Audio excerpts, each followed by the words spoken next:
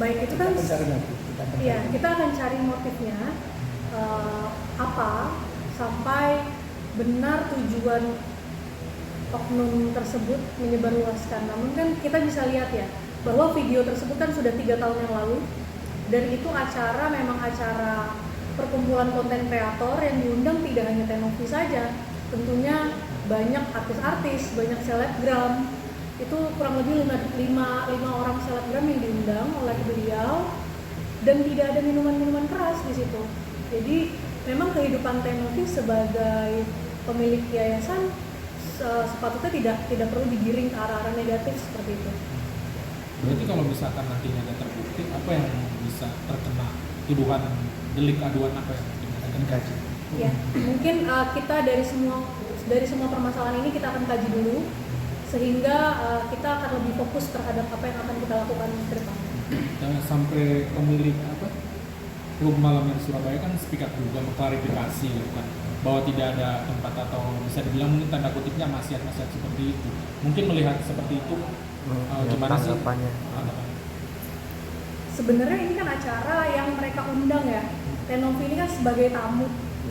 Ketika tamu diundang, otomatis dengan pakaian yang sopan juga, kita kan bisa melihat ya bahwa tujuannya apa ketika orang menyebarluaskan video tersebut. Kita juga bisa lihat motifnya apa, ataukah ada penggiringan opini untuk melihat bahwa dari segi Tenovi sebagai perempuan atau ke arah-arah yang negatif. Tapi kan kita bisa lihat bahwa pakaian dengan pakaian sopan, minuman tidak ada alkohol, dan hanya mendatangi suatu undangan itu kan hal yang lumrah menurut saya. Apa maksudnya memotong-motong berita dan kemudian menyampaikan sehingga jadi lain kan seperti itu? Apakah beliau tahu fakta itu atau tidak gitu kan? Apakah beliau juga dapat video-video itu secara hak atau tidak kan gitu? Jadi motifnya akan sangat banyak untuk didalami sih. Ada langkah lain nggak sih mungkin setelah ini? Langkah-langkah lain itu nanti dari tim PH-nya Tetes secara individu ya, karena itu kan balik lagi personalnya Tenovi ya, itu nanti mungkin tim PH akan bekerja, akan melakukan kajian-kajian tersendiri lah. Tapi mungkin apa sih alasan Tenovi suka ke klub malam gitu? Oh enggak suka. Itu kan undangan aja, dan kebetulan pada hari itu tuh baru aja Tenovi itu ulang tahun gitu kan. Jadi maksud dan tujuan beliau sebagai pemilik klub malam itu ingin mengundang Tenovi, sekaligus mungkin ingin mempromosikan klubnya juga gitu kan di daerah Surabaya itu gitu kan. Dan itu bisa dibuktikan beberapa teman rekan selebgram itu juga ada di video tersebut, dan itu videonya tidak dicantumkan kan gitu. Dan owner tersebut juga datang dengan istrinya gitu kan. Jadi itu nggak ada isu sebetulnya, di framing aja. Jadi sebenarnya dikait-kaitkan ditambah-tambahin bahwa seolah-olah begini begitu kan gitu. Pesannya apa sih Bang mungkin terkait kepada AL atau seperti apa mungkin terkait ini terjadi kan? Ranah pribadi juga dibawa-bawa mungkin hal-hal yang pesannya begini. Kesalahan itu tidak boleh dicari, tapi kebenaran ditemukan. Jadi kalau cari-cari kesalahan orang itu, ya manusia tidak ada yang luput dari salah. Jadi kita tidak kaitkan persoalan, misalnya mereka menganggap bahwa kegiatan yang di Surabaya itu dianggap amoral. Ini salah, keliru, karena itu kan tempat yang menjadi tempat umum ya, bukan satu kegiatan yang bersifat ada tindakan asusila di situ. Tapi motif itu kami akan gali, kami akan kaji secara komprehensif. Jika ada deliknya, tidak menutup kemungkinan kami akan lapor. Termasuk pada orang-orang yang menyampaikan framing seolah-olah Novi berada dalam ruang tertutup dan sifatnya terbatas.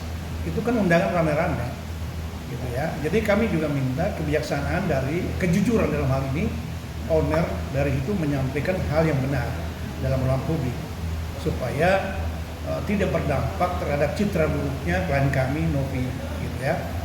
Jadi lagi-lagi saya katakan bahwa tidak perlu cari-cari kesalahan orang. Ya kan gitu. Kami juga posisinya tidak pernah mencari kesalahan orang. Tapi kalau kami menemukan satu kebenaran itu nah kami akan melihat. Ya. Jadi begitu. Iya. Tambahkan. Ada tambahan. Mungkin seperti apa, ada tambahan mungkin dari itu? Ya. Gimana Bang, pastinya mungkin lihat kasus ini mungkin ranah pribadi kan sampai di bawah. Jadi tadi sudah disampaikan oleh rekan-rekan kita bahwa Teknovi hari ini memberikan surat pengunduran diri bahwa beliau juga punya kehidupan pribadi. Nah, ini perlu diperhatikan juga. Ada kehidupan pribadi sebagai seorang wanita gitu ya, yang juga saat ini punya beban terhadap misalkan anak-anak dari binaan dari yayasan yang perlu diperhatikan dan lain-lain. Maka dia juga punya apa namanya itu Tanggung jawab moral. bukan itu di apa ya? Jadi apa tadi pertanyaannya yang Mungkin dari abang kan seperti apa pesannya kan untuk AL sendiri kan membawa ranah pribadi kayak juga kan dari permasalahan Agus ke ranah pribadi gitu maksudnya.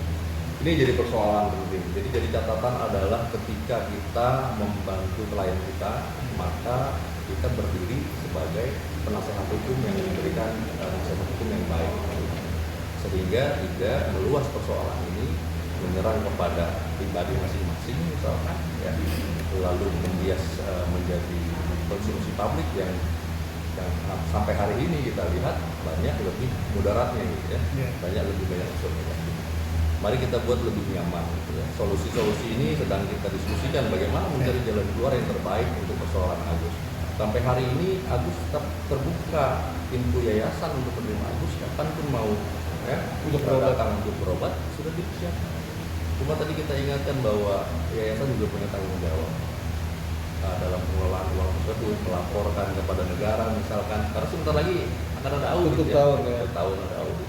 Nah ini penting yang akan kita sampaikan kepada publik bahwa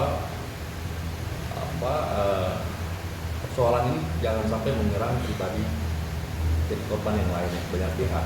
Maka perlu kita jadikan fokus saja terhadap penyelesaian bagaimana solusi yang terbaik, gitu kan? Agar ini yang satu dalam keadaan perlu dibantu tetap jalan, satu sisi yayasan juga punya kegiatan sosial yang harus berjalan gitu ya. Banyak di dalam yayasan ini yang bernaung yang perlu dibantu, dan ini penting juga. Nah ini yang perlu kita pikirkan ke depan. Kira-kira itu. Bang, ada dugaan illegal akses dari si Bang yang dilakukan oleh pihak AL Bang. Illegal akses seperti apa itu Mas? Ya kan itu kan videonya sebenarnya entah, kita belum tahu ya, kayak itu private video, maksudnya video pribadi atau apa gitu. Nah, ada dugaan ke sana nggak Bang? Ya, kalau untuk hal itu, karena kalau saya lihat dari videonya itu kan beliau sendiri ya, dari owner itu sendiri yang merekam gitu ya. Kemudian kalau beliau yang menyebarkan atau seperti apa, kita sebenarnya nggak ke situ, tapi lebih ke arah framing berita bohongnya ini gitu kan, bahwa pengiringan opini bahwa ini begini yang tidak, apakah beliau tahu faktanya atau tidak kan gitu. Kalau tidak tahu faktanya kan jadi fitnah juga gitu. Jadi itu aja sih yang kita kaji gitu kan, bahwa maksud dan tujuannya apa, tahukah fakta sebetulnya kan seperti itu. Ya maksudnya itu kan video dari pribadi sebenarnya ya, tapi video disebarkan. individu dari owner tersebut, dan owner tersebut juga di dalam lokasi itu datang bersama dengan istrinya gitu. Dan anaknya juga sebagai pemilik klubnya itu gitu.